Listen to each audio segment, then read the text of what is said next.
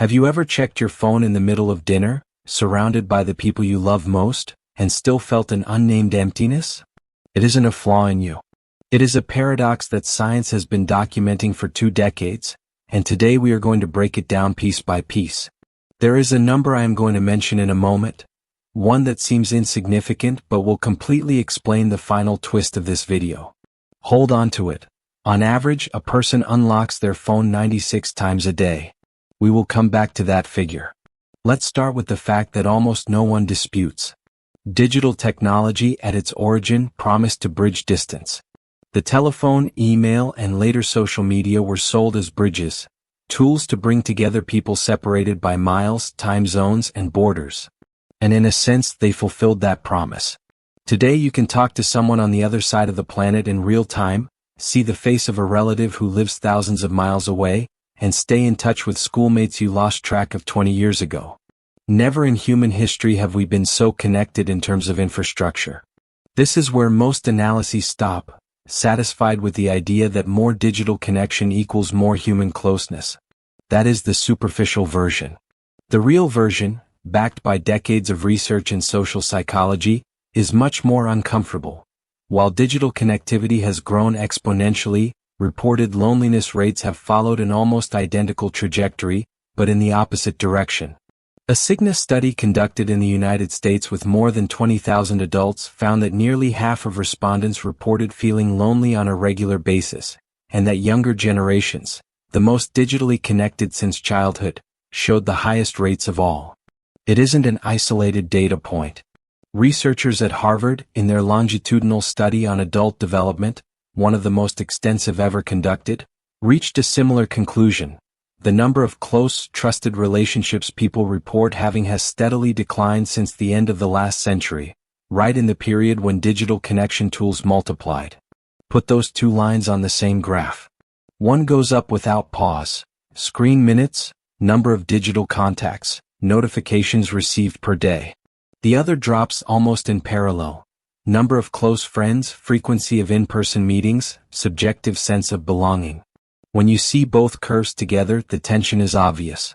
The tools designed to bring us closer seem to be, somehow, pushing us in the opposite direction. Now, this is where most people assume something wrong, and it is worth carefully dismantling it. Popular belief is that the mere act of spending time in front of a screen causes loneliness, that counting hours of use is enough to predict a person's isolation. That is the easy headline explanation. But if that were the whole story, 2 people with the same number of screen hours should show similar levels of loneliness. That is not what the data shows.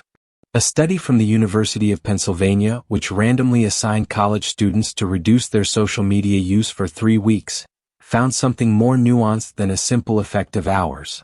What predicted loneliness was not how much time they spent on the platform, but how they spent it. Passive use, that is, endlessly scrolling through other people's posts without interacting, constantly comparing oneself to edited lives shown at their best, was associated with clear increases in loneliness and negative mood. Active use, that is, writing direct messages to specific people, coordinating real meetups, maintaining genuine conversations, did not show that same harmful effect, and in some cases was even associated with a greater sense of connection. There is even a nuance within passive use that is rarely mentioned. Not all platforms fragment attention with the same intensity. Those that display content in a continuous stream without a visible end generate a different type of cognitive fatigue compared to those with a natural limit, like a message that ends or a call that hangs up.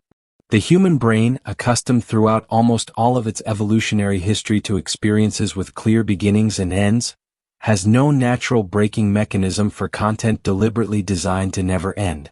Each video leads to the next, each post leads to the next, and the internal signal that would normally tell you, enough for today, simply doesn't arrive in time. This completely changes the question we should be asking ourselves. It isn't technology yes or technology no. It is what kind of interaction is replacing which. And here is where the part almost no one wants to hear comes in. Social connection, like any other complex human skill, functions like a muscle. It is strengthened through active and deliberate use, through the discomfort of an in-person conversation, through the silence you have to learn to hold when talking face-to-face with someone. And it atrophies when it is systematically replaced by its easier, more passive and less demanding version, infinite scrolling. Think of two people born with the same innate social capacity. One spends their adolescence having awkward conversations, learning to read silence, tone, and another person's expression in real time without being able to edit what they say before saying it. The other spends that same adolescence interacting primarily through messages that can be rewritten, paused, or ignored without immediate consequence. It isn't that one of the two is genetically superior in social skills. It's that one trained that muscle under conditions of real effort, and the other did so under conditions that simulate effort without fully demanding it. It is also worth understanding why that passive use hits so hard on an emotional level, not just in terms of lost time. When you scroll endlessly through other people's posts, you aren't seeing their complete lives. You are seeing a curated selection of their best moments, edited, filtered, and published specifically to generate a positive reaction in the viewer. Your brain, however, doesn't process that information as an edited selection. It processes it, to a large extent, as if it were a representative sample of that person's real life. The result is a systematically unfair comparison. Your whole life, with its boring moments, conflicts, and awkward silences, against the edited and compressed version of the lives of dozens or hundreds of people. Every day, several times a day. There is a third cause, the most uncomfortable of the three, and the one that connects directly to the number we saved at the beginning. It has to do with the design of these platforms itself. The apps you use every day were not built solely to connect you with other people. They were built, with entire teams of engineers and behavioral psychologists, to maximize the time you spend inside them. Every notification, every automatic refresh, every infinite scroll without a natural stopping point is designed following the same principles used in slot machines. Variable and unpredictable reward, the exact same structure that keeps a person pulling a lever for hours without knowing when the next reward will come. Behind that design lies a well-documented neurochemical mechanism. Dopamine, a neurotransmitter long associated with pleasure, is now understood more accurately as the molecule of anticipation, not of the reward itself. It is released most strongly in the moment of expecting something uncertain than in the moment of receiving it. That is why an unopened notification generates more brain activation than one already read. Platform designers know this, which is why the red icon with a number, the brief alert sound, and the slight delay before content loads are not design accidents. They are deliberate decisions to maximize that exact moment of anticipation. And this is where the number 96 returns. 96 times a day is how often, on average, someone unlocks their phone. That means that during your waking hours, you check your device approximately every 10 minutes. Each of those checks interrupts any state of sustained attention you were in, including the attention you are giving to the person right in front of you. It isn't that you love that person any less. It's that your attention system has been trained, with engineering precision, to prioritize the unpredictable reward of the screen over the slower, less immediate reward of a real human conversation. This is the twist we promised at the beginning. Technology doesn't make you lonely on its own, nor does it make you happier on its own. What it does is compete, systematically and deliberately, for the very same limited resource your human relationships need to survive: your sustained, uninterrupted attention. And in that competition, technology has a massive advantage because it was designed by professionals whose job is to win it, while your human relationships depend on you, without any professional training on the subject, actively deciding to protect them. There is a phenomenon that illustrates just how physical, and not merely mental, this training becomes. It is known as phantom vibration syndrome, the clear sensation that your phone has vibrated in your pocket when in reality nothing has happened. Studies with college students have found that the vast majority of people who use phones frequently have experienced this sensation at least once. It isn't a rare neurological issue. It is evidence that the brain has learned to expect a potential notification with such intensity that it begins generating the signal on its own, even without any real stimulus to trigger it. This doesn't mean technology is the enemy.